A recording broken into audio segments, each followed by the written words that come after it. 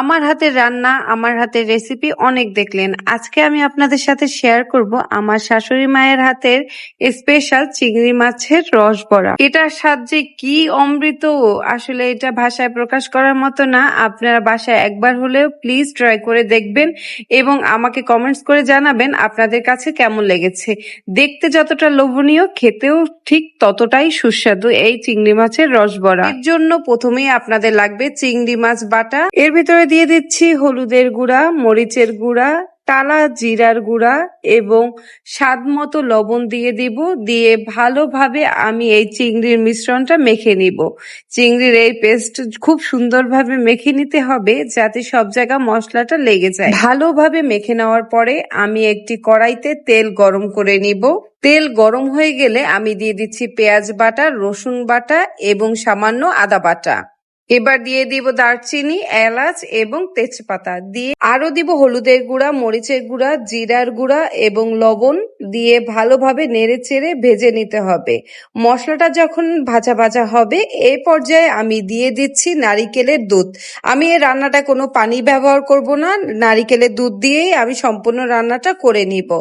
ভালোভাবে কষিয়ে নিতে হবে। এই রান্নাটা আপনি যতবার কষিয়ে নিবেন তত বেশি মজা লাগবে। আপনাকে বেশ সময় নিয়ে ধৈর্য সহকারে এই মশলাটা কষিয়ে নিতে হবে। রান্নাটার স্বাদ পুরোটাই নির্ভর করে এই মশলা কষানোর উপরে। এখানে খুব সময় নিয়ে আস্তে আস্তে একটু একটু নারিকেলের দুধ দিতে হবে এবং মশলাটা ভালোভাবে কষিয়ে নিতে হবে। এ পর্যায়ে আমি বেশ কিছুটা নারিকেল বাটা দিয়ে দিয়েছি। এই রান্নাটার মেইন উপাদান বা মেইন ইনগ্রেডিয়েন্টস আপনারা যদি জানতে চান সেটা হচ্ছে নারকেল।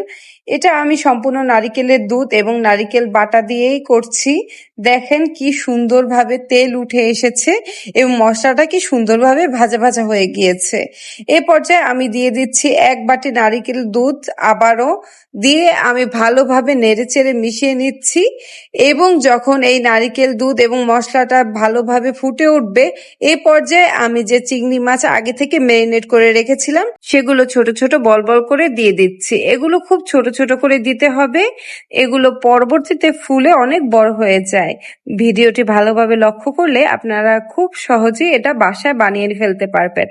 চিংড়ি মাছগুলো একটু পরেই শক্ত হয়ে যাবে, তখন আপনারা এটা আলতো করে নাড়ে চেড়ে দিতে পারবেন। আসলে এগুলো ভেঙে যাওয়ার কোনো ভয় থাকে না যদি আপনারা খোসাটা খুব সুন্দরভাবে ছাড়িয়ে এবং ভালোভাবে বেটে নেন বা ব্লেন্ড করে নেন, তখন এই চিংড়ি মাছটা আর ভেঙে যাবে না। ফ্লেভারের জন্য আমি কয়টা কাঁচামরিচ ইউজ করছি এখানে আপনারা 4-5টা মতো কাঁচামরিচ ইউজ করতে পারেন এবং দিয়ে দিচ্ছি টালা জিরার গুঁড়া। টালা জিরার গুঁড়ার সুন্দর একটা ঘ্রাণ এই রান্নার স্বাদ আরো বাড়িয়ে দেয়।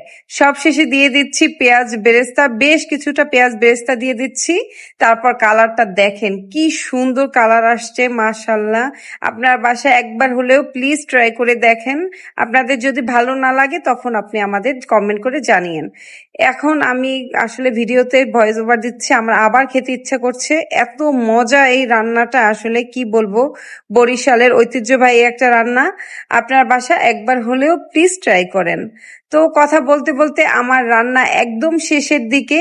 আমার পেজটি এখনো যারা ফলো করেননি প্লিজ ফলো করে দিবেন আর আমার ভিডিওতে লাইক, কমেন্ট এবং প্লিজ আমার ভিডিওটা বেশি বেশি শেয়ার করে দিবেন। এই পর্যায়ে আমি গরম ভাতের সাথে পরিবেশন করার জন্য কিছুটা চিংড়ি মাছের রস বড়া উঠিয়ে নিচ্ছি। দেখেন কি লোভনীয় লাগছে, তাই না? আর কালারটা কি সুন্দর আসছে। এই তো আমার চিংড়ি মাছের রস বড়া একদম রেডি। সবাই আমার জন্য দোয়া করবেন। আজ এ পর্যন্তই। আল্লাহ হাফেজ।